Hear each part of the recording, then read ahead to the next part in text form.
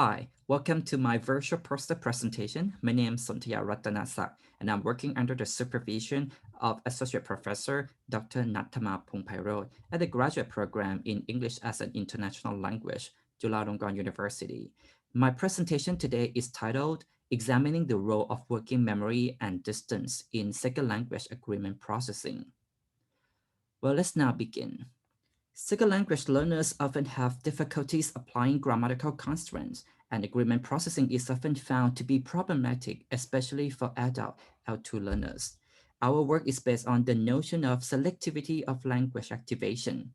That is, second language learners are often assumed to hold two linguistic systems in their mind, and the extent to which their first language is activated in parallel during real-time processing remains an active question in language sciences. So recent research has suggested various linguistic and non-linguistic variables as sources of reduced sensitivity to L2 agreement violations, such as working memory, which is assumed to play an important role while carrying out ongoing mental activities such as reading. However, their relationships are less clear as previous studies have shown mixed research results. A little is known about how different degrees of complexity of the underlying processes of distance affects second language agreement processing.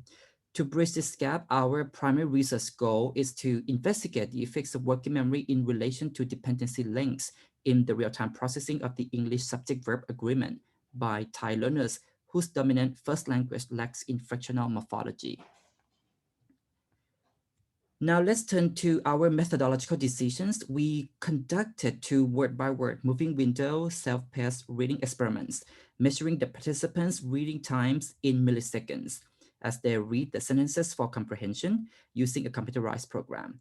And their sensitivity to agreement violation is indexed by their reading slowdowns at the matrix verb and the following word, such as in the short distance condition, the guy that knows the driver wants to buy a new car, or in the long distance, the guy that the driver knows wants to buy a new car.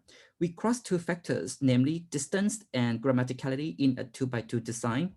The two experiments differ in terms of the number of features of the agreement controller, such as the guy in experiment 1 and the guys in experiment 2. Each experiment consists of 40 native speakers and 40 non-native speakers who are Thai-speaking learners of English at the intermediate level. Each participant read 20 experimental sentences. 10 of them were ungrammatical, which were interspersed among 40 fillers. An automated complex reading span task as a working memory capacity measure was conducted in the participant native language. Now let's move on to our findings. In experiment 1, the key findings from the linear mixed effects regression analysis revealed that native speakers and second language learners show sensitivity to agreement violations in both short and long distance conditions, and that the second language learners' sensitivity was modulated by increased dependency lengths as well as their limited pool of working memory capacity. That is, the learners with higher working memory span exhibited reading slowdowns in the long distance ungrammatical conditions. However, in experiment 2 findings, we found that as the learners' working memory capacity increased, they showed longer reading times mainly in the short distance ungrammatical condition. In conclusion, we argue that the less sufficient computation suggests that second language learners with lower working memory capacity may labor under parallel activation, whereby their cognitive resources are insufficient to resolve long-distance agreement dependencies. In line with our primary research framework of the L1, L2 structural competition model, these findings suggest that the inference of L1 coactivation during processing and that the well-established first language option would be selected amid competition, even when language is being processed. Learners with lower working memory spans suffered greater cross-linguistic competition, which gave rise to their variable sensitivity to morphosyntactic violation in non-native processing.